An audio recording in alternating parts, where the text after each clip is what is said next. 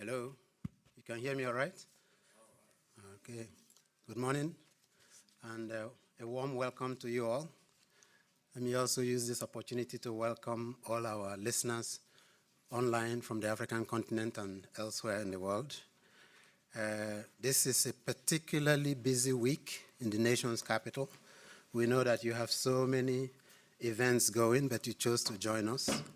We're very grateful that you could make it here. I am Aloysius Uche Odu, Director of the Africa Growth Initiative here at Brookings.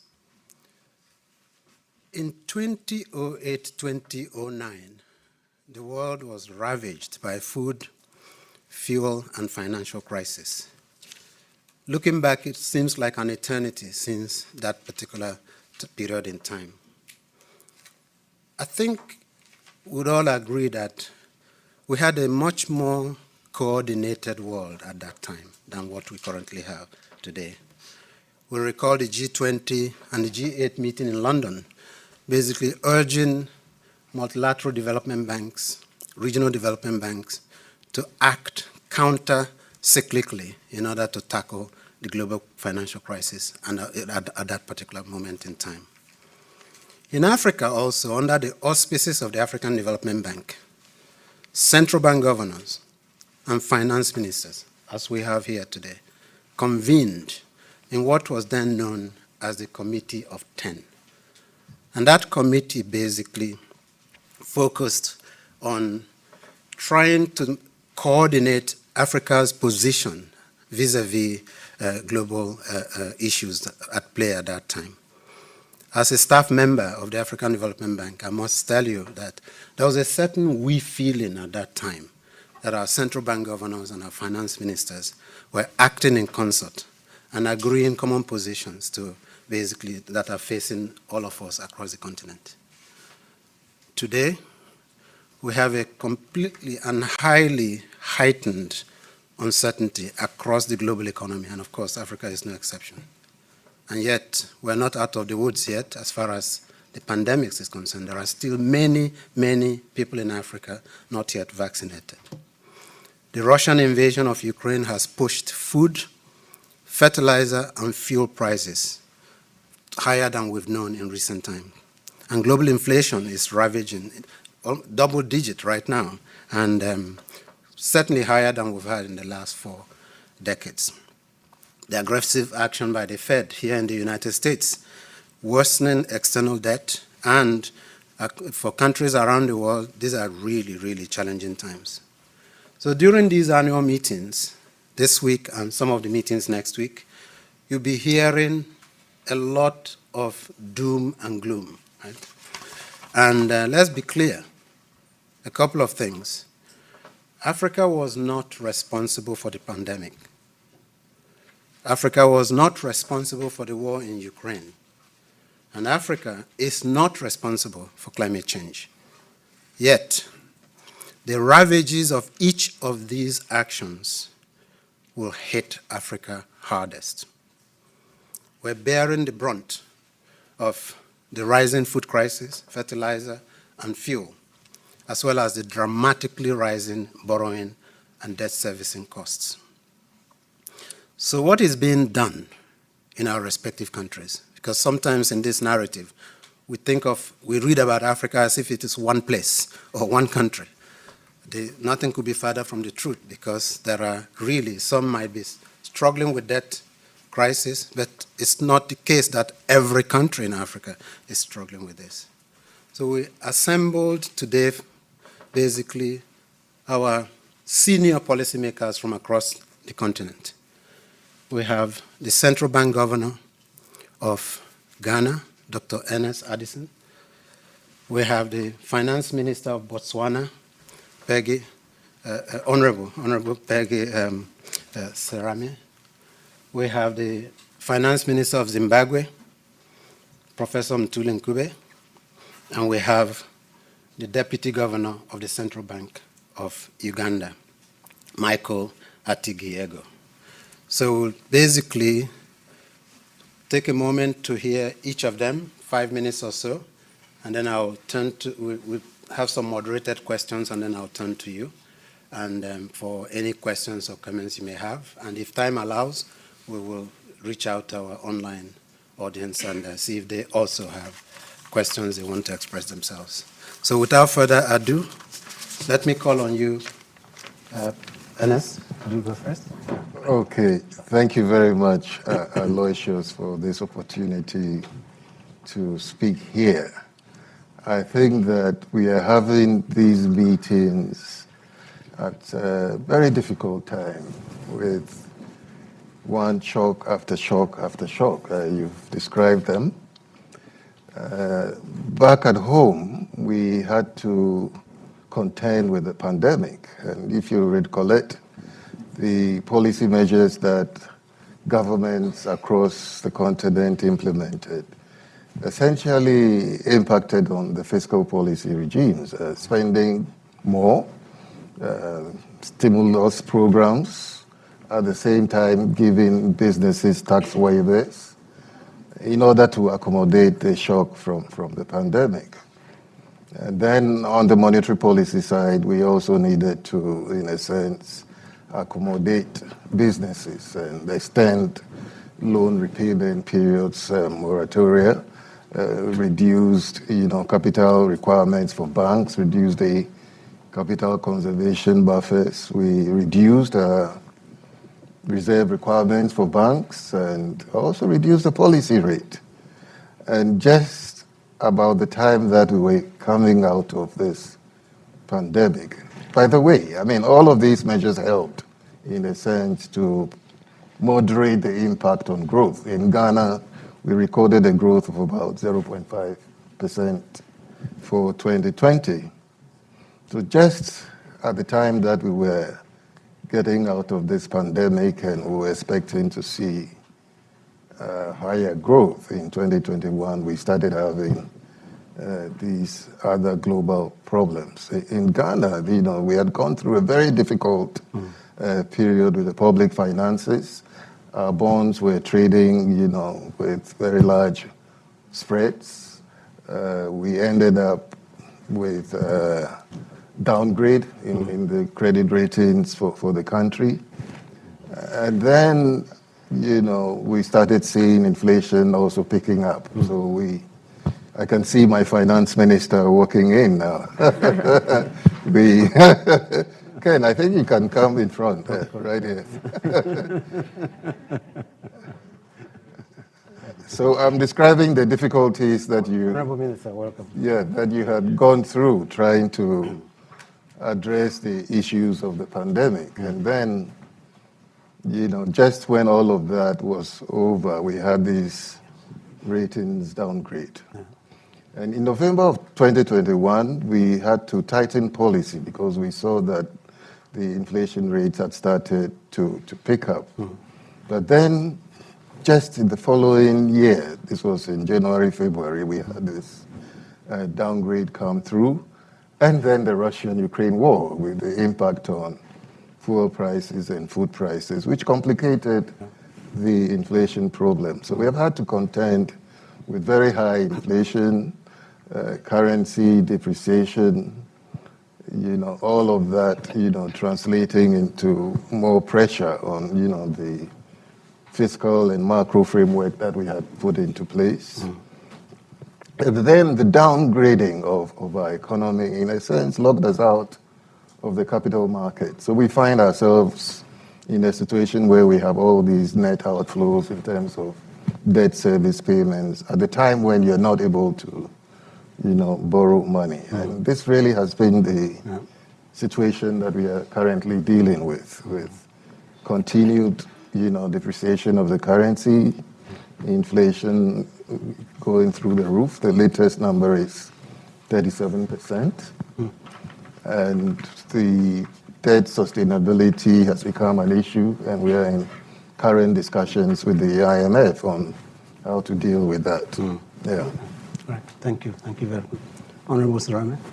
Thank you very much, and a good day, everyone. I think first for me, let me start by indicating that in Botswana we have a system of development plans, where we have 5 or 6 year national development plans that underpins everything that happens. But we had NDP 11 and then COVID hit us. We had just approved the midterm review of NDP 11. So what we did, we put in place something called an economic recovery and transformation plan. So the economic recovery and transformation plan was basically looking at where we are at, the challenges that we're facing, and to say, what is it that we can do as a country now to ensure that we somehow stimulate economic recovery in the economy, look at those sectors that will help us. And that was 2020, September, thinking that it will take only a year. But then we did what we needed to do, also to ensure that we provide the necessary support to address COVID itself, ensuring that we save lives and all that. Then 2021, we're still going through everything. So then we, in addition to the NDP and the Economic Recovery and Transformation Plan, we put in place, we looked at what we had and reprioritized. Because some of the challenges now meant that we had to reprioritize, look at some of the budget items, do a lot of things that we had not done before. So we had something called the Reset Agenda, which had 5 priorities. And one of the the very first one was saving Botswana from COVID-19. Right. So we agreed that as a first priority, we are going to do everything in our power to ensure that we provide the supplies, the vaccines, and everything to save Botswana. But others are value chain development, because we have to spare growth, value chain development in a number of sectors, digitalization, because during COVID especially, we had to accelerate our digital transformation. So we also emphasize that as a key priority for us as a country, and also looking at the government machinery, among other things, and changing how we do things. So one of the key things for us was spending so much money on the health sector, especially for the vaccines. At Botswana, we are currently over 70% of the population. So that is where a lot of the money went to. But I also want to speak a little bit about where did we get the money? You'd think we had all the money. No, we didn't. But it also, what was helpful for us, because over the years from the diamond revenues and other minerals, we've been saving up a little bit. Right. So we had financial buffers that really helped us to be able to address some of our immediate needs. So we drew down quite a bit from our financial buffers. We drew down, at some point, we would sit at 18 months of import cover for foreign exchange reserves. We drew down to a point where we had like 3 months. Oh, wow. But we have started rebuilding on our financial buffers. So that was really very important for us. Secondly, like everybody else, we had to borrow. So we approached the World Bank for a budget support loan that was approved last year. And we are also negotiating with a few others whether we would need additional support. Now coming to the other aspect, then there was the Russia-Ukraine war, as if it's not enough. So like everybody else, we are now seeing inflation picking up. We are at like 4%. We are currently over 14%. Wow. So we also, the central bank working with the ministry, we are looking at ways to ensure that we are also managing inflation, to ensure that we don't find ourselves going really the way that we don't want to go, because macroeconomic stability is very important for us. We are very vulnerable. Whatever happens in the world, we will not be able to sell our diamonds. So some of those issues are very important for us. I don't know how much time I have. I could go on, but maybe I'll come back later on. Okay, great. Thank you very much. Rantuli. Thank you. Thank you very much for inviting me. First of all, good morning, everybody. You know, like everyone else, our stories are similar, frankly. 2021 year was a great year. We had a growth rate of 8.5% of GDP growth rate. We thought we were on our way to sustainable recovery. And then, boom, something else happens globally, and here we are. We had managed also the COVID situation, I think, very well, frankly, in terms of the timely interventions in closing the economy, opening it up. We thought that worked very well. And then when we came to vaccine acquisition as well, we luckily in 2020, we finished the year with a budget surplus. So we had actually about 100 million US dollars in the bank. So I was able to spend all of that on vaccine acquisition. So when it comes to vaccine acquisition, we had no challenges at all In fact, we had an excess that we're even handing over to other neighboring countries. So that was okay. Then this happens now. So we are currently experiencing the specter of higher global inflation. We're easily importing, 50% of the inflation is easily imported inflation, through the channels of the three Fs, fertilizer, fuel, and food. So what we've done on the fuel front, we've always had a strategic fuel tax levy, and we've used that almost as a stabilization fund. So whenever the price, FOB price shoots up, we lower that tax so as to cap the increase, and whenever the price drops, we either do nothing or take it back to where it is. That levy is about 13% of the price of fuel, whether looking at diesel or petrol. So that's how we've dealt with the fuel issue. But also we've eliminated the fuel queues. It took us a while to realize that actually we don't produce oil. So why should we price oil in Zimbabwe dollars? We just price it in US dollars. Yeah. You want your fuel, go buy it in US dollars. That cleared the queues overnight. So at least we dealt with that part as well. But that's how we've been using this stabilization mechanism to deal with the movement in the price. Then on food, we had a great harvest in 2021. We had the best agricultural season in 40 years. 40 is just spectacular. So we have enough grain and we're in our reserves, and we're able to then use that to support the vulnerable, to control food inflation, at least to reduce the impact of food inflation. So that's going well. We have enough reserves to last us until March next year, and the next harvest also is promising to be okay. And then on the fertilizer front and so forth, again, I shouldn't say we've been lucky. I think we've planned well this year. Again, we're going to have the best wheat season in 20 years, easily. We've grown enough wheat locally to supply local demand, even probably be exporting wheat. So that's been, a spectacular recovery. But the cost of fertilizer has been high. So we're now trying to figure out how we can, maybe as government, we should just step in, subsidize that for the summer season and so forth. We've really been very granular in our approach to agriculture. From the land reform program in Zimbabwe, you can imagine we focus on that to get that right. So that's how we've kind of responded. But overall, policy-wise, we've had to tighten interest rates to move to a positive interest. We've had a very aggressive interest rate hike to as much as 200% because inflation just went out of control. And it's beginning to work. We're beginning to see the month-on-month inflation tapering off. We're now at about 3% month-on-month inflation.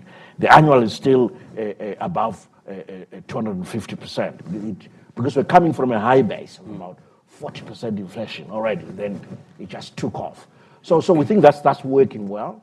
So it has also basically, I think, killed off the arbitrage opportunities that were existing within the economy, because we allow for both the US dollar and the Zimbabwe dollar to circulate freely and so forth. So you can imagine when the US dollar is strengthened so much, in fact, at its highest level in, again, 40 years, Zimbabweans just switch to US dollars. So right there, because they're allowed to use US dollar as a transacting currency. Then on the fiscal front, again, we've taken on a very tight fiscal approach. For a start, we're running a quasi-cash budgeting system.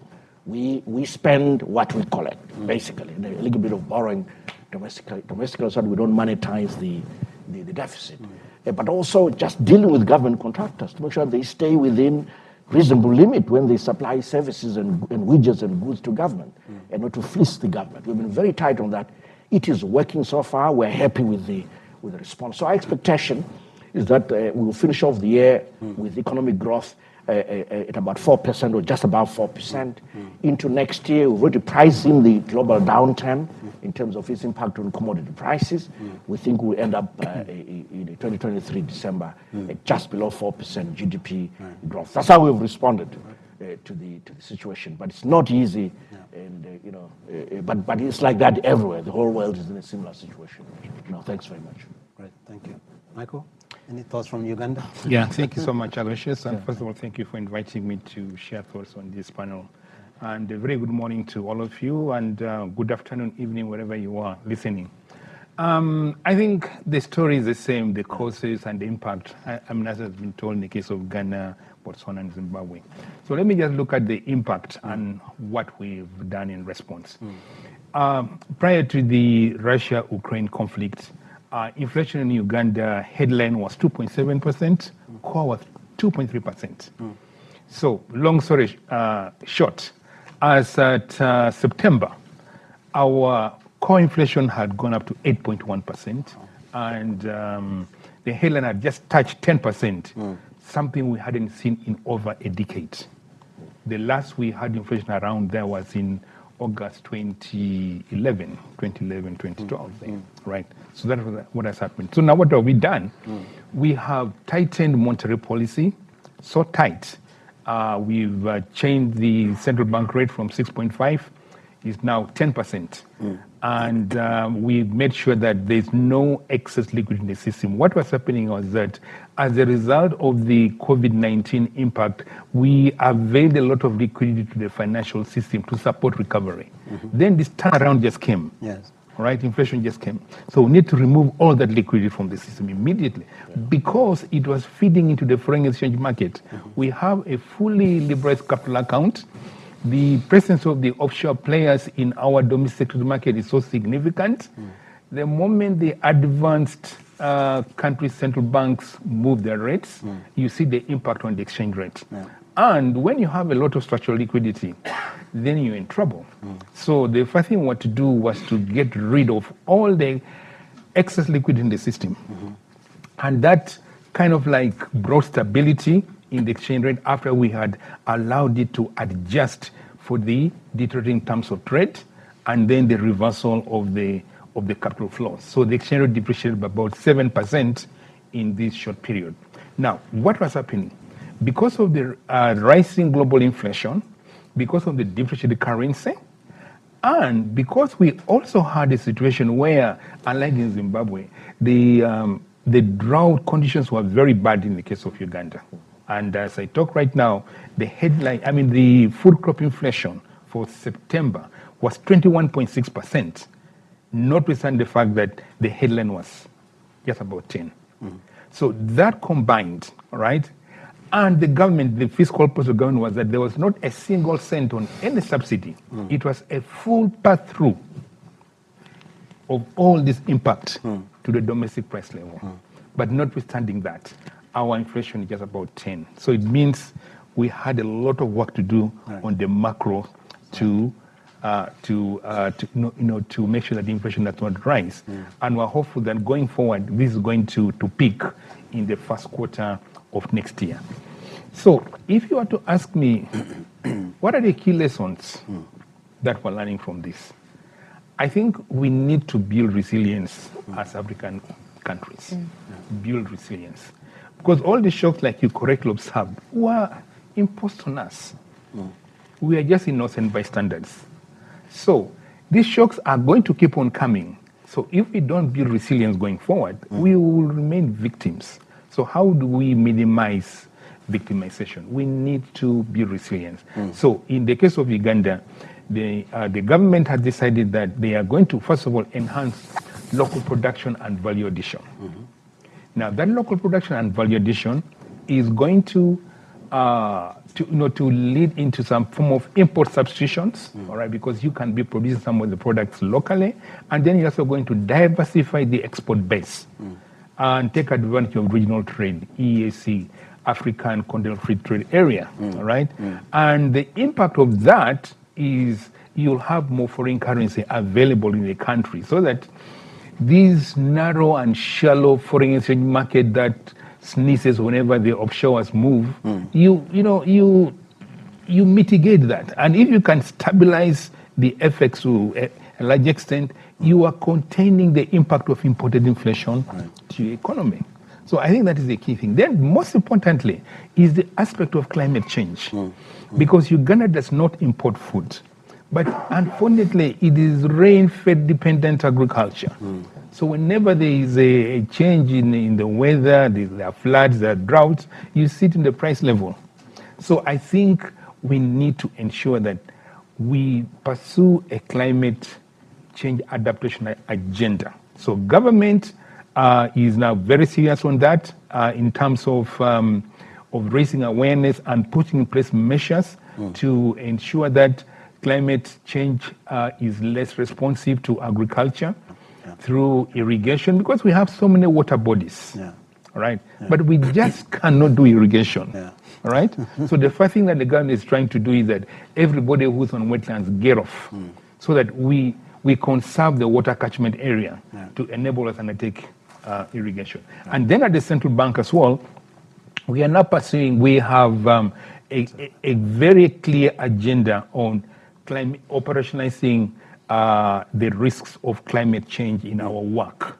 And we have, in our strategic plan, we have now what we call the environmental, social, sustainability and governance standards that we're going to introduce to the financial sector. So I think that is the resilience I'm talking about. Thank you very much. Not to muddy the water further, but we just heard last week that OPEC has announced production cuts, and we all know where that will lead to. I was just wondering, Honorable Minister from Botswana, your country has demonstrated that the notion of a resource curse is not necessarily the fate of resource-producing countries. Perhaps you can share with us some lessons for those of us. Obviously, as a Nigerian, I'm eager to learn what what you have to say. Thank you very much. Let me start by adding something to the earlier discussion about further interventions and measures that we put in place. Right. What we did in August, just a few months ago, in response to inflation pressures and the challenges, we reduced the rate of value-added tax by 2% for 6 months, because really households were struggling. We also zero-rated cooking oil and LPG, liquid petroleum gas. Of course, like Zimbabwe, we also have a number of subsidies for fuel. So that was one thing but we were only able to do that, which brings me to your question. We are only able to do that because we have some buffers. Right. So what has been the policy in Botswana? The policy has been very clear. One, we have national development plans which direct your development planning and how you do it. Secondly, it was very clear from the start. When you get your revenues, how are you going to invest in your revenues? So it was very clear from the mineral revenues, you are going to use that for investment in infrastructure, in health, in education. So that was critical. It was the first thing that we agreed and ensure that that is what we do. In addition, in years that we have surpluses, make sure that you set aside a part of the revenues as financial buffers for those times when you are now struggling like is currently the case. And that is what has helped us during COVID and even right now. But the policy and the law on their own, because it is clear it is policy, it is also law. The law and policy alone need you to have discipline. So one of the lessons would be discipline. You may have the laws, but if you don't have the discipline to ensure that you actually implement and stay on course, that will not help you. And the political commitment. And maybe we are lucky. We never changed government, so I don't know. But the political commitment is critical, and the discipline. So that is important, but you must also have the laws. Even in terms of the debt, we can still borrow, but we have a law that says we can never borrow beyond 40% of GDP. So it is law. For you to go beyond that, you have to go back to Parliament to change the law. But we're currently set at 26% of GDP. Thank you. Interesting.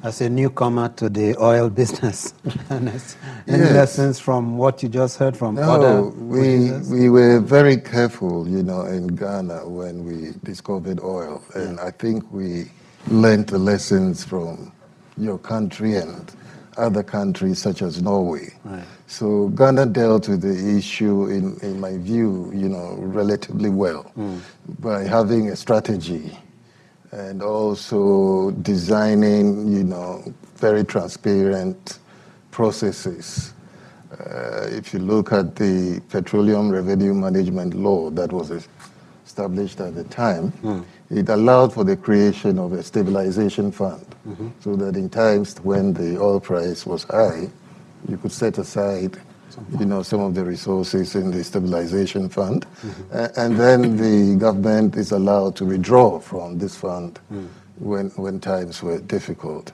We also dealt with this issue of intergenerational equity, because oil is an exhaustible resource. So we also had the Heritage Fund, where part of the oil proceeds are more or less saved in this Heritage Fund. And I think it has worked very well. We have the central bank, managing the oil funds for the country. And then we have a public interest and accountability committee, which, sort of, holds the government to task by asking for very detailed information on, oil production and allocations and all of that. So I think it has worked reasonably well. Okay. The difficulty that we have, and why we didn't have the buffers that you may have had, was the oil agreements that were signed, which allowed, all these foreign companies to literally retain 100% of foreign exchange proceeds, for example, from the exports of oil. So the country, you look at the balance of payments, and it appears as if we are earning $4 billion in oil. But in terms of the cash flows that passes through the central bank, you would see that only a very small amount of the oil resources are passing through. And this is an issue that we have identified as a major structural issue that needs to be addressed, and very high on the policy agenda at home. Okay. That's a lot to learn from Botswana. Yes. It's great. Let me turn now to the issue of digital currency, because many of our countrymen and women still do not have bank accounts across the continent, and some M-Pesa in Kenya, for example, is helping has come to the rescue. I was just wondering, as central bank governors, what's your attitude towards introducing digital currencies? Perhaps we can start with you, Michael. Okay, thank you, Aloysius. I think I would really look at two key issues. One is the aspect of financial inclusion, and then the other one is the aspect of my own balance sheet as a central bank. Because the amount of money I spend on printing currency is quite huge. And given the fact that until recently interest rates have been going south, my income has been coming down, and yet this cost remains. So the sooner I have everything under e-payments, the better for the balance sheet. But let's go back to the issue of financial inclusion. Yes, I think we kind of like were delayed compared to our counterparts in East Africa, because we didn't have a law, right, to enable us to really pursue the digital agenda quite aggressively. It was only in 2020 that the law was passed. But what has since happened from 2020 to now is phenomenal. The private sector out there is just fantastic. They have ideas on how to really roll out these digital currencies. So they just need the rules of the game. They need support in terms of the regulation, and then you just see them advancing. So now there are various aspects of digital currency that are being floated around and what have you, but let me start with the common one, the mobile money. I think we've seen this mobile money in the case of Uganda grow by leaps and bounds. The transactions are estimated as at June 2021 was about 29 billion shillings. Now this grew to $29 billion. And this grew to $40 billion in June 2022, in just 1 year. So it shows you the penetration of this thing here. So now the challenge is, how do you use this mobile money platform to introduce different financial products to the system? Because this is the best way to reach the bottom of the pyramid. How can you bring things like savings, things like credit, things like insurance, because with that, they are able to enhance their own businesses if you can bring in those products. Right. And then, of course, I talked about the private sector being dynamic. They come up with all kinds of things. Now, the regulations that are underpinning the payment systems law, we have what you call the sandbox regulatory. We have the regular sandboxes regulations, all right, where the private sector players who have any idea about a digital product that they want to roll come and test it under the control environment in the central bank. It's being supervised by the central bank to ensure that it's compliant with the existing laws. So we have registered so many participants in that, and they are looking into products that are going to be game changers in as far as introducing financial products is concerned. And then also, we've had all kinds of things to do with cryptocurrencies and what have you. There are these guys who come around the central bank, we want to bring this currency. Some of them are even operating without a license, all right? So we've said, guys, all right, we like the whole idea of this cryptocurrency. We like the technology, the blockchain technology. It's very useful, not only for the financial sector, but for so many things. In the financial sector, it's important because of the speed, the ease, and the convenience that it brings. But let's do it in an orderly manner. For those institutions that have been licensed by the central bank, do what you've been licensed to do.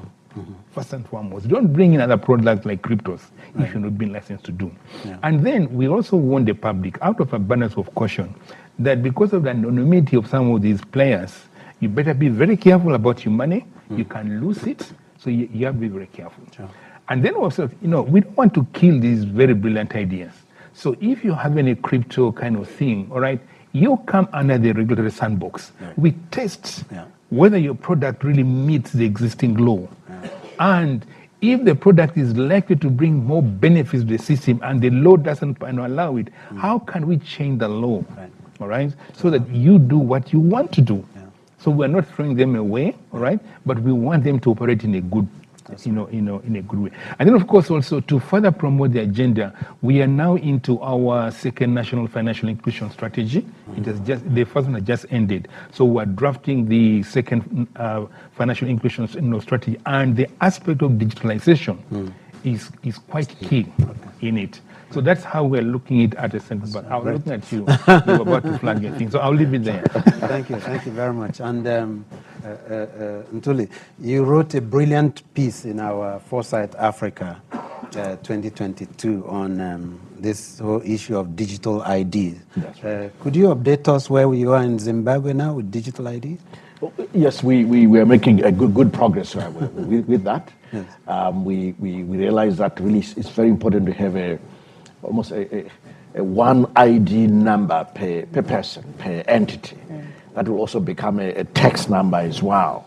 And then trying to link that to the national ID number as well, because when you get your birth certificate as you are born, an ID number is issued. So just building everything around that is how we're going about dealing with our digital ID and this single tax number.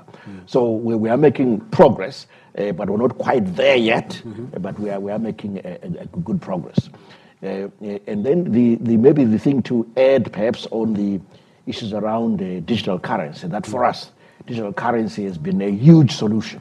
We went through a period when we had a shortage of cash and so forth, and it was solved by mobile money and embracing the whole notion of a digital currency. But also I want to say, anyone wanting to do that, there are risks. The risks are some player out there will try to create additional money in circulation. It has happened before and we had to deal with it. So that's a risk that we should look out for, to make sure the central bank retains control of all money creation initiatives. It's fantastic. Digital currency and mobile money are fantastic for tax collection. So in Zimbabwe, I introduced the 2% intermediated transactions tax. So each time you pay for something, you pay 2% to the revenue services. Fantastic for tax collection. You can know how much you're collecting on a daily basis, hour by hour if you want, because all the data is there. And everyone hates this kind of tax because everyone pays taxes. You know, it's fantastic. But it's fantastic if you're a minister of finance. But as you are saying, it allows us to also introduce other products, promotes financial inclusion. In fact, the Zimbabweans are more comfortable with digital money, mobile money than actually physical money. They're more comfortable with it. It comes natural. But the issue of the ID, we're still finessing that, is coming on stream soon. Okay. Let's go around one more question, then I'll turn to the audience. This whole notion of I'd wanted to you want to chip in? actually Please go ahead. contribute to the central bank digital currency. Absolutely. Because I don't think my people will forgive me if I don't comment on it, because we have actually gone ahead and piloted it. Okay. So we've just concluded a pilot on the central bank, digital currency, and it was relatively easy to do because you're looking at a country where mobile money was, readily accepted. Right. In terms of the number of people who adopted that instrument relative to a bank account, we had seen the numbers 3 or 4 times grow within a very short period of time. And everybody understood the technology. Everybody, managed to use the mobile money for payments generally. So the idea of having a digital CD, performing a similar role was quite straightforward to a lot of the participants.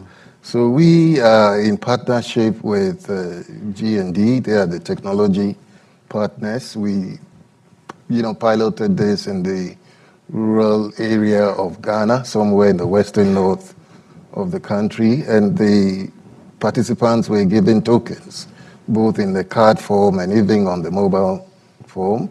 There were merchants who were also participants in the pilot, and it worked very effectively both in the offline and online mode. In fact, some of the participants who exhausted the tokens that they had been given went out on their own to try to buy additional tokens.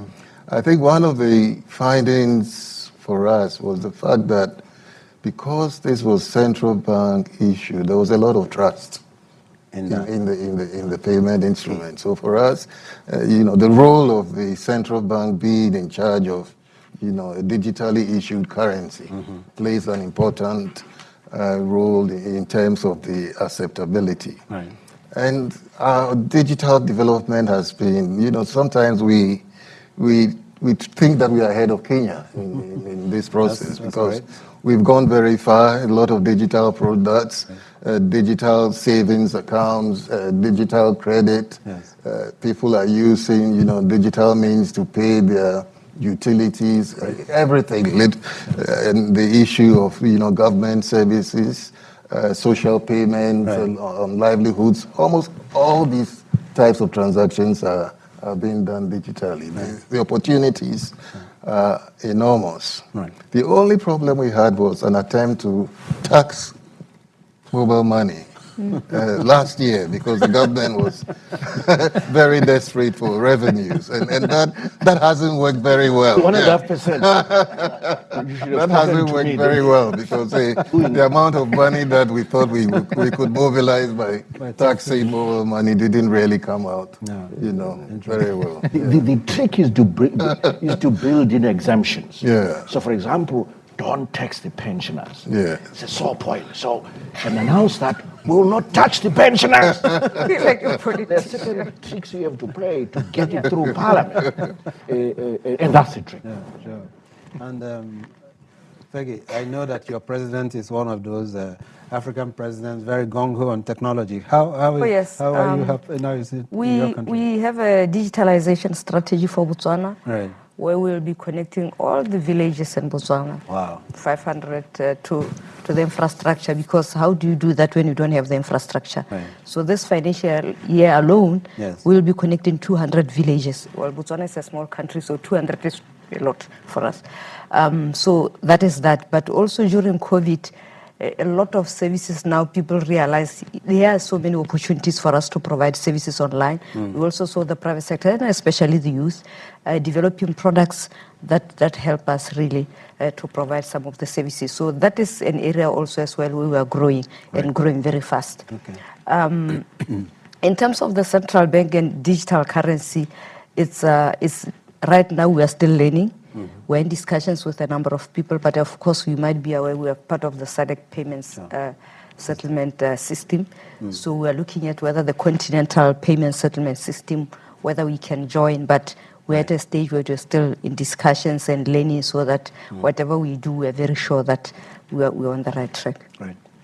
Let me now turn very quickly to the floor. I have my colleague, Danielle. Where's the microphone? And thank you very much. If you could just introduce yourself, over here. Introduce yourself and pose a question, and then we have Sir Daniel Alexander from the Asian Infrastructure Bank as well. Let's take these two first. Microphone for, and one over here. Go ahead, Danielle. Okay, thank you so much, Aloysius, and thanks so much for a fascinating discussion so far. My question is a little bit different from what's been discussed such far, and it's due to the fact that, due to concerns about rising debt levels and even how some COVID-19 funding was used, we've seen several social movements throughout the continent where African citizens have been demanding greater transparency from their leaders about where they're getting money from and how it's being used. Efforts such as citizens' budgets being developed or participatory budgeting processes.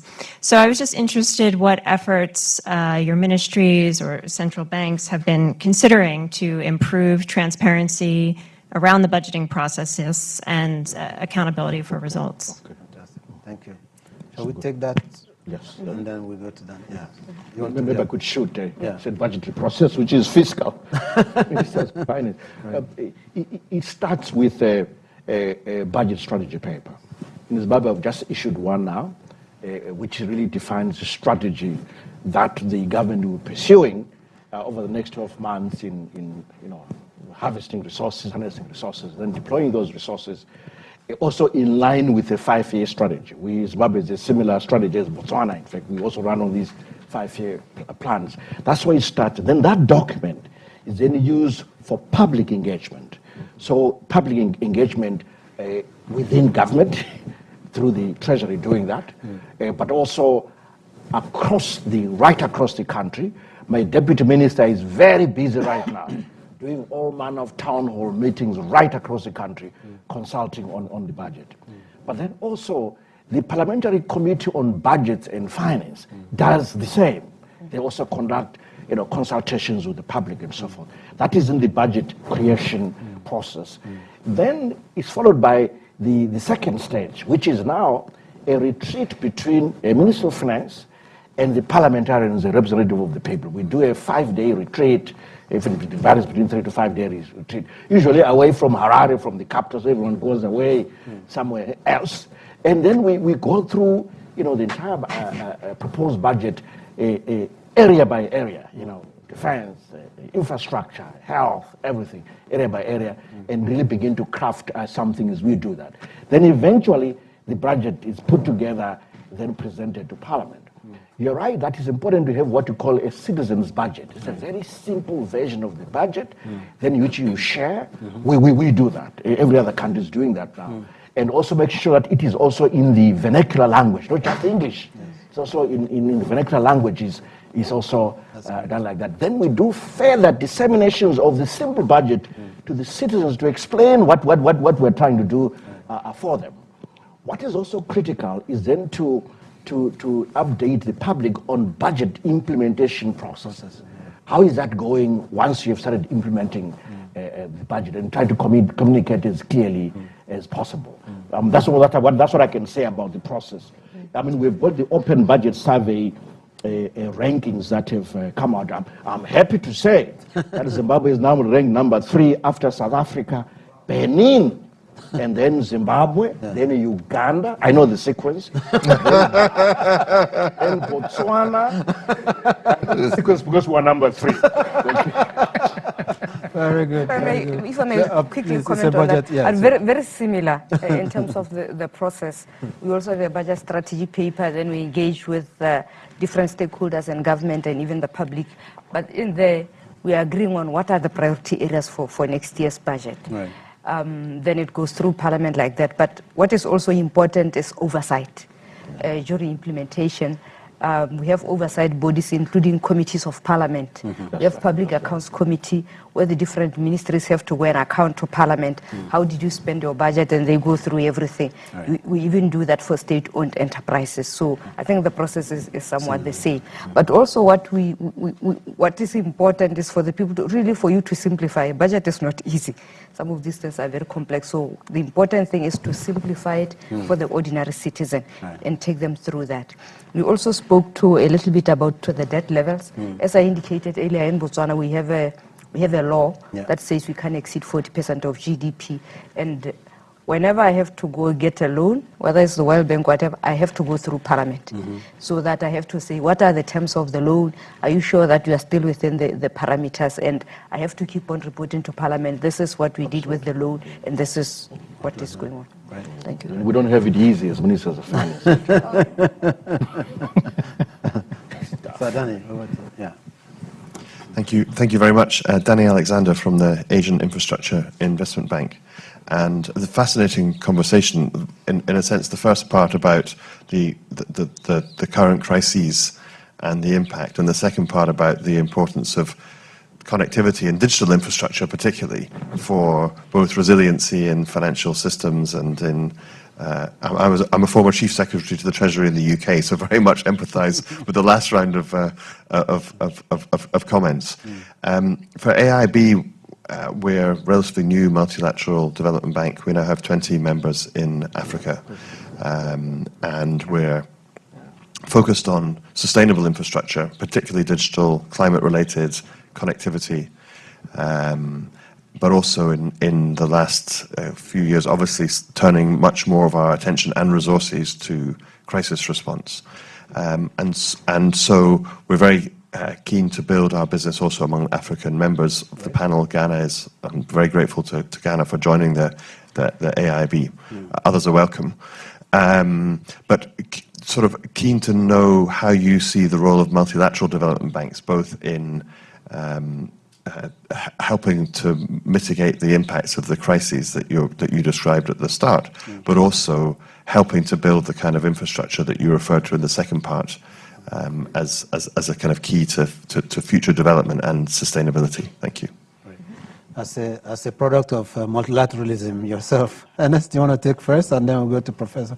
No, I think they have an important role to play in augmenting domestic resources, to finance infrastructure. The issue that we have in Ghana now has to do with the level of debt.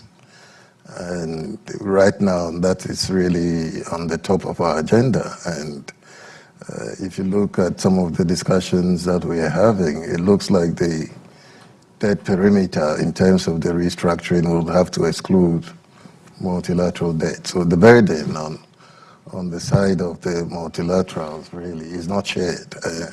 And I think that is an issue that we need to look forward to ensure that the net inflows for a country remain positive. Otherwise, we get into a territory where your relationship with a multilateral bank would lead to net, foreign exchange outflows and aggravate the current crisis that we are going through. So yes, they are very welcome to the extent that they will provide that additionality in terms of resources. Right. There were two hands May I add on to that? Yeah, please do. Thank you very much. I think for us as Botswana, as much as we have some little buffers, we're still in need of resources to finance our infrastructure. And we've recently just adopted a PPP, public-private partnerships, as one of the approaches that we use to ensure that we have the infrastructure. But I think the point that he made about crisis response, Yes. that's another area where I think we can really come in and assist some of our countries, especially new issues that arise. Climate change is one area where I think there's a lot of opportunity for multilaterals to come in and really partner with us. Thank you. Thank you.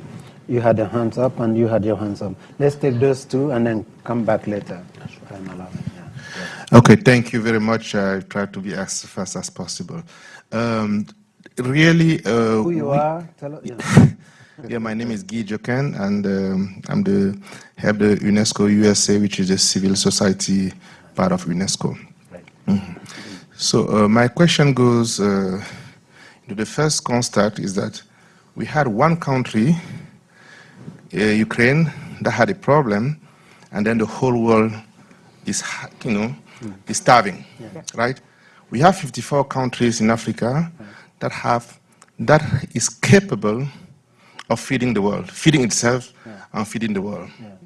After the so-called independences, we made a big mistake. I know late President Kwame Nkrumah and somewhere really striving very hard for us to have what they call Pan-Africanism instead of having small countries. And we are here almost 70 years later.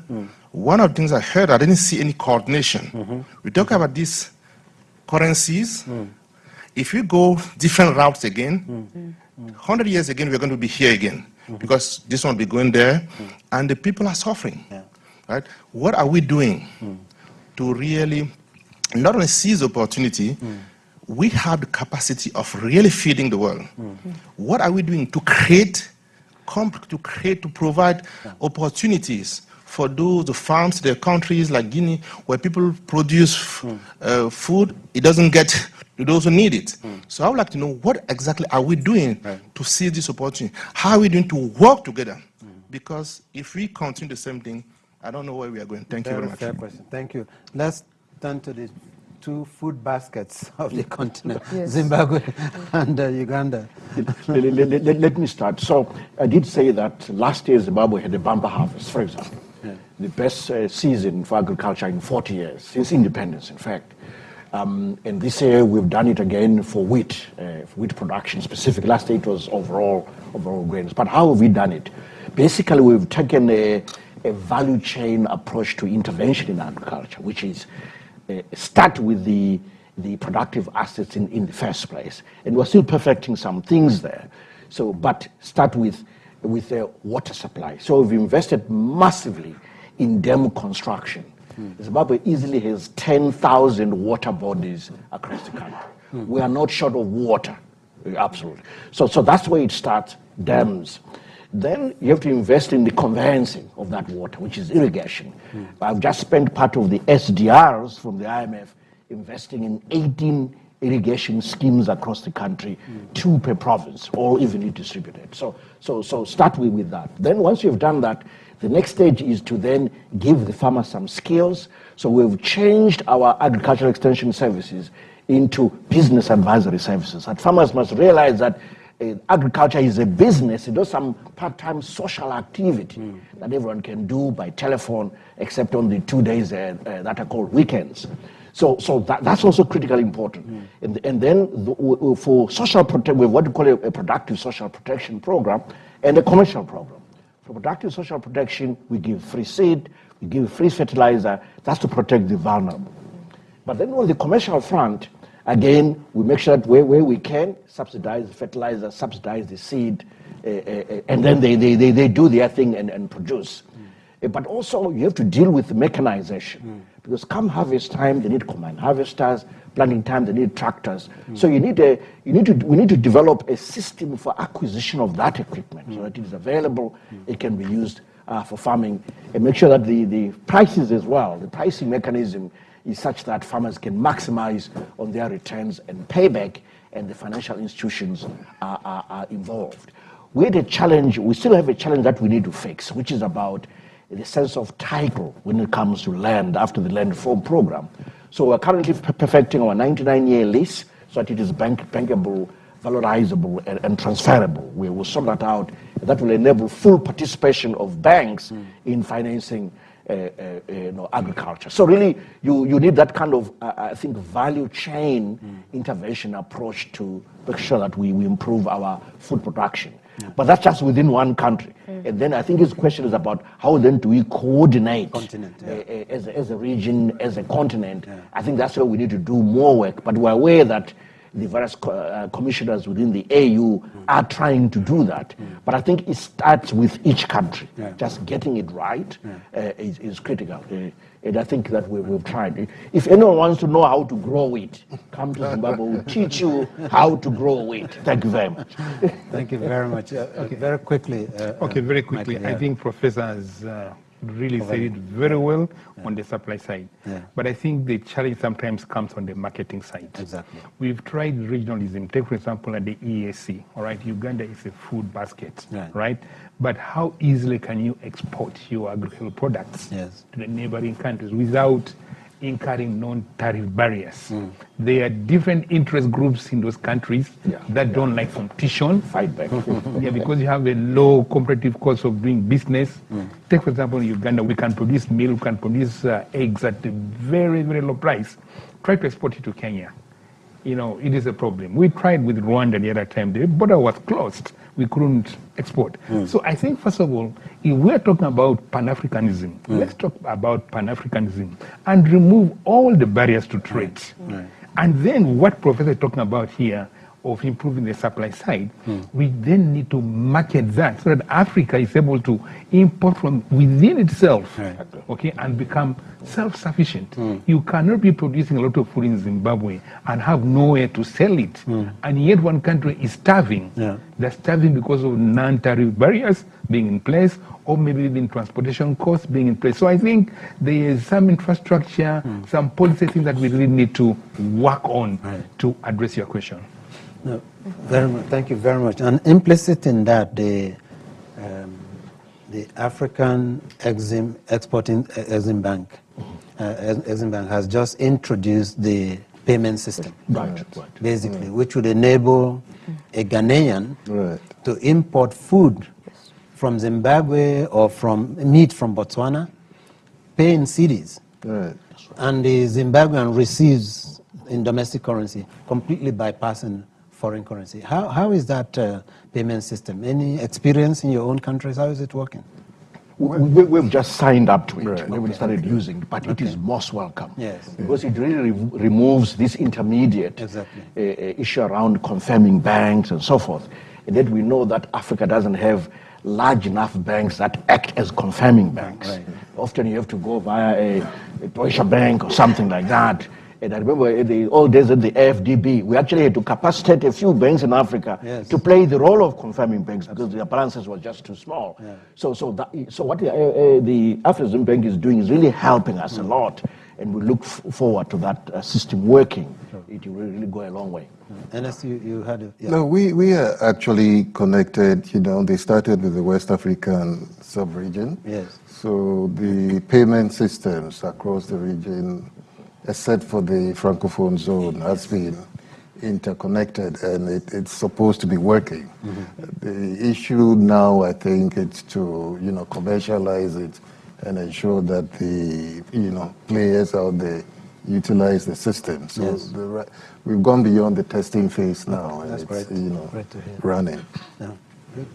You had your hand up before we... It's on.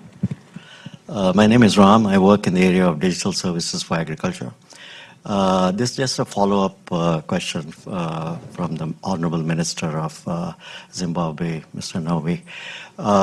Every crisis creates opportunities. Where do you see the next low-hanging fruits besides digital currency, digital platforms, remote working, and so on, which would yield the best returns and promote the well-being of all citizens, and where the MDBs can help financing and provide the needed funds? Thank you. Thank you. Thank you. I think really it starts with agriculture. I think there's just huge potential across most countries, really, for MDBs, for anyone who is an entrepreneur to invest in agriculture. For some of our countries, we're even actually prepared to open up pieces of land and give investors 25-year concessions to actually go ahead and do what they do in terms of planting this and that. I think one key opportunity is in the horticulture sector, fresh vegetables and so forth. And there's a huge market in the Middle East, in fact everywhere, frankly, China, for fruit, for avocado, oranges and so forth. That horticulture space in agriculture is very lucrative. So I would say agriculture. The other area is infrastructure, because the infrastructure deficit in Africa is well understood.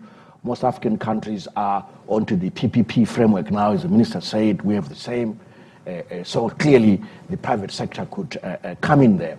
But the thing that we've seen, though, is that each time we're approached by players, they say, oh, we need a government guarantee on this road that we're trying to concession.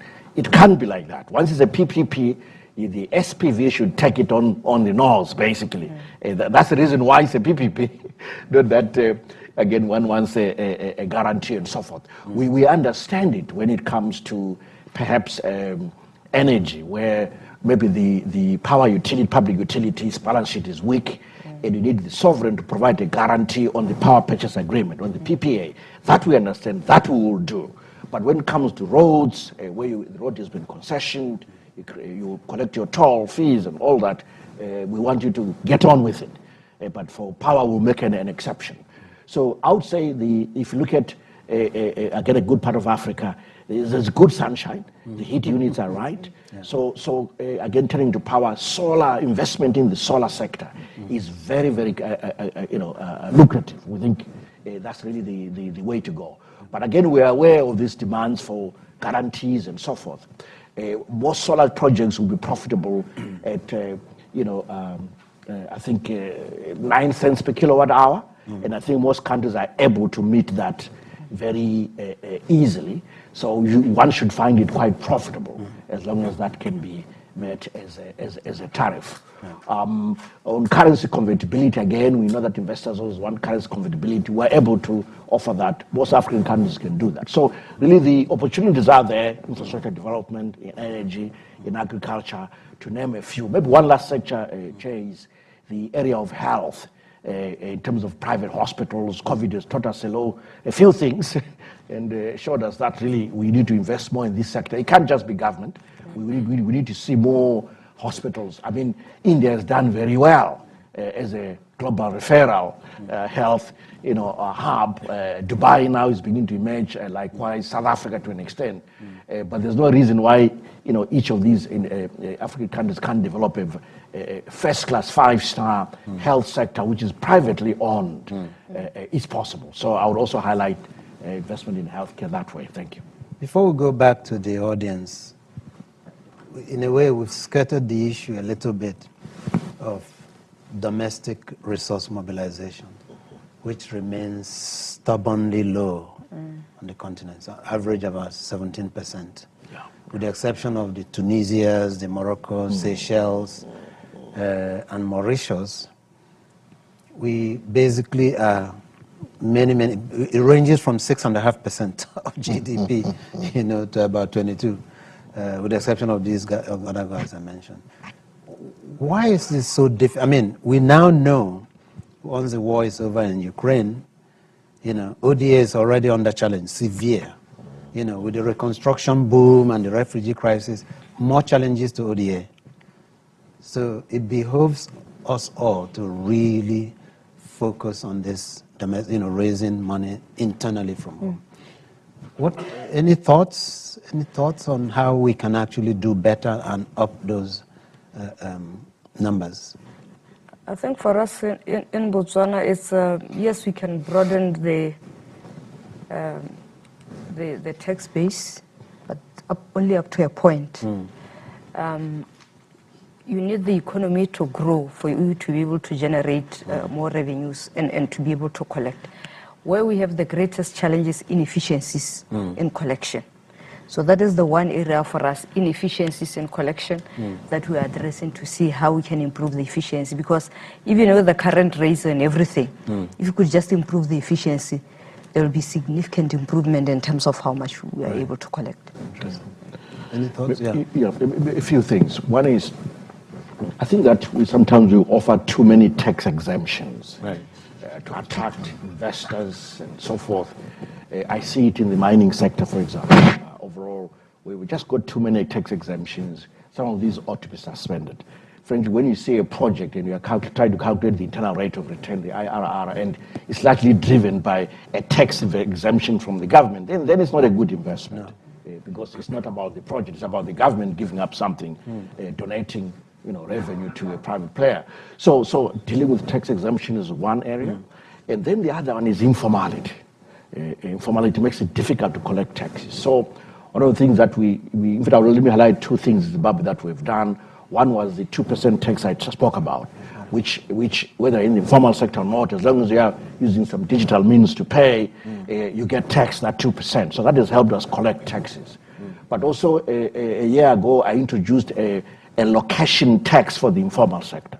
So as long as a vendor is operating from some known address, problem solved. Because then the landlord is now a tax collection agent. So all I had to do was to designate the landlord as a tax collection agent by law. So he or she has no choice but to collect. And then they collect a presumptive tax, which is fixed. So I don't have to know the turnover of the vendor. All I say that all you do is pay, maybe $20 a month or something, and it's flat, and that's it. So that is beginning to work, but it's not easy to tax the informal sector. So I just wanted to highlight those two. Absolutely. Any thoughts before we switch back to the... I mean, the difficulties are the same everywhere. In Ghana, we also have an issue with very low revenue. I think we're around 13-14% of GDP, and it's a major issue, to deal with the debt problems that we have. I agree that it's a question of efficiency, and the taxes are there. The value-added taxes are supposed to be more easy to collect, but the enforcement, the many shops that are, keep two books. Do you want a VAT receipt or not? You have that option. If you don't want to pay VAT, they'll issue that receipt for you. Yeah. So, and I think that now the revenue agencies are beginning to clamp down on those types of practices, and it's helping. Great. I think there is one from... Question, yeah? Yes, we have an online question. This is from the Associate Professor Jorgen Levin with the Nordic Africa Institute. The question is, why African policymakers are so eager to tax mobile transfers? Yes, it is easy, but are there no concerns that it is a regressive tax and that the tax reduce investments in SME and the agricultural sector? Thank you very much. In a way, the timing is just perfect, right? Because we were just talking. You want to take that very quickly and then... Yeah. It's a trade-off. So when you increase or introduce mobile taxes, reduce somewhere else. Yeah. So in Zimbabwe, we reduced VAT, we reduced corporate tax. So it's give and take. Yeah. So the trick is you tax more on the side where it's easy to collect and tax less where it is more difficult to collect. That's the trick. So that's what we did. Any other experience on that? No? Mobile taxes didn't do too well in Ghana. As I said, we tried it, and people changed their behaviors, and we were beginning to see lower, numbers in terms of transactions. So it's being re-looked at. Probably the rates that were introduced at 1.5% was too high. So the idea is to bring the rates down, and probably that should improve it. Right. And personally, I would... so, go ahead. Yes. Uganda, yeah. I think to promote really this digital financing, cashing out of the ecosystem is disruptive. So if I were to give an advice on this taxation, any cashing out should be taxed so that people are encouraged to remain in the ecosystem. And that's what will grow the digital financing. Right. Yeah.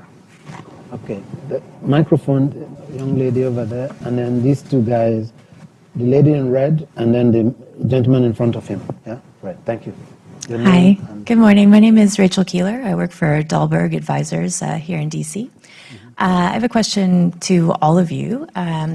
What do you see as the potential for digital data systems to provide more real-time data to enable you to make policy decisions and to implement policies effectively in response to a lot of these shocks? Good question. Thank you. Sure, thank you.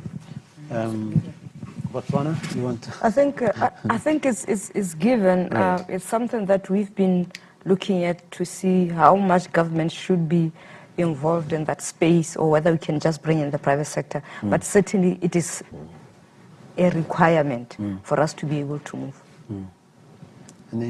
I can also agree that we need some kind of big data notions and so forth, and we're investing in storage capacity as well, in both private and public in terms of data storage capacity, and we need more real-time data and a lot of data. Yeah, absolutely. So I can only agree really with the question in a way it's prescient in that respect. Just to add to what the Honorable Professor said, apart from data for real-time basis for formulating and assessing the impact of economic policy, I think it also cuts down so much on these survey costs, right? Because you have all these points of sales, you have all this e-data in a big platform, right? So you don't have to really send enumerators to border posts and all kinds of things, and it comes with a time lag. So in terms of costs, in terms of timeliness, and in terms of quick assessment of the impact of your policies and also formulation is very, very important. So that's where we should be going. Absolutely. Okay. The lady in red. I mean, we have also found that to be very important in Ghana. We are looking at even a national ID data system. In the financial sector, we have developed what they call the online regulatory system for submitted data. And this covers all the financial institutions in Ghana, literally real-time data. And they submit, all the transactions through that system. And the central bank has oversight, direct access to this real-time data. That has helped a lot. Right. Okay, thank you. Thank you very much, Honourable Ministers and Governors, for your insights. I'm Hannah Ryder from Development Reimagined. We're an international development consultancy headquartered in China. We have a number of international partnerships, of course, as African countries. I wanted to get your views, ministers and governors, on we have the US-Africa Summit coming up, for instance. Last year was the Forum on China-Africa Cooperation. We have a lot of partners wanting our engagement. What's your view on what we could be trying to get the most out of those relationships, and in particular on the financial angle? What would you be aiming for ideally, for example, from the US-Africa Summit or from other partnerships, including China? Right. Thank you. Good question. In fact, let me add to that, because I alluded at my introductory remarks that during the 2009 crisis, Brother Ntuli, you will remember we were both in Tunis. Exactly. So, finance ministers, central bank governors, meeting ahead of any global meetings. Before coming to Washington, they meet first. And then we have these common positions. And as the young lady said, we have our presidents are all arriving here in December. And they've gone to China, they've gone to Turkey, they've gone to India, they've gone to even London. Do we really go with a common position? Or I think it's related to what the young lady is saying. Any thoughts? I'm not sure we go with a common position, but Right. I think as different groupings, for example, as the SADC, would have a common kind of agenda what we want to achieve and where we are driving at. Right. But I think what is important is when we engage, we must be very clear as African countries, what is it that we want to get out of those things. Right. I'll give you an example. We went to one summit as Botswana. We engaged with a particular entity, and then that is very high level. And then when we go to implementation, the terms were different from what we thought we were getting. Yes. So we were very clear, no, that's not what we agreed on, so we would rather not go there. So we must be very clear what is it that we want to get and have our own terms. And we are very clear, this is what we're going to get. If we can't get this, then it doesn't work for us. Makes sense. Any other Maybe we can mention one thing that all African countries will be looking for is really the flow of investment and private sector capital from the US. That's what they're looking for.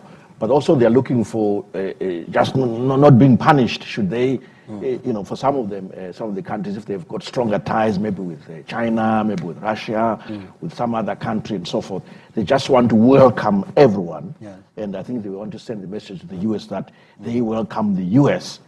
Companies as much as they welcome any company from anywhere in the world, and they want just more capital to flow from the U.S. into Africa, into any sector, in fact. Yeah. That's really a simple, blunt message from the African leadership. Sure. I think you've been very patient. We'll take this. Oh, no, I think it was you and then you. Could we have microphone to those? Great, thank you. Over there. Okay. Good morning, everyone. Thank you for joining us. So my name is Nick DeMasi. I work at the U.S. Treasury Department in revenue collections. And my question for you is that here in the U.S., the Federal Reserve has been raising interest rates at a very aggressive pace. And that has sent the value of the U.S. dollar to very, very high valuations. And since the U.S. dollar is such a global currency, I'm wondering if you can speak to how those developments, both with the higher interest rates here and the value of the dollar, how has that impacted the finances and the investment, particularly foreign direct investment in your countries? Thank you. Right. Very quick, yeah, sure. Quickly, well, yeah. Yes, I think that's a very important issue. Jerome Powell was in Basel, and the African Central Bank governors posed this question to him because he had given the forward guidance on what they were going to be doing to, the Fed funds rate. And anytime they tighten their policy rate, we feel the impact through, capital outflows. I mean, in Ghana, we've seen a lot of our portfolio, investments move out into U.S. instruments because they're more attractive in terms of the rates that are available here. That would mean that the currency depreciates and feeds into the inflation problem that we have. But I think this is the situation that we find ourselves all of us. I think just to add on to that, that I think as much as, and it's not just the US, it happens everywhere. We even have to have a chat with our central banks to see how much can you really increase interest rates. At some point, you have to consider other things. So all I can say is, as much as we can increase interest rates, we also need to be also very innovative and creative in how we address some of these challenges. Thank you. Great, yeah. All right. I think that's pretty much it. Very quickly, if it is brief. Yes, will be. My name is Fernando Loureiro, Intel Corporation, responsible for government affairs in Africa and Latin America. We are doing many initiatives in Africa. One of them is partnering with Smart Africa, and we commissioned AfriLabs and Vita University to map the deep startups in Africa, all the countries.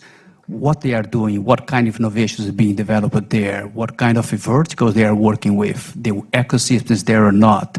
We have a funding available or not, and what is the regulatory framework that we should work with to facilitate the innovation to flourish there.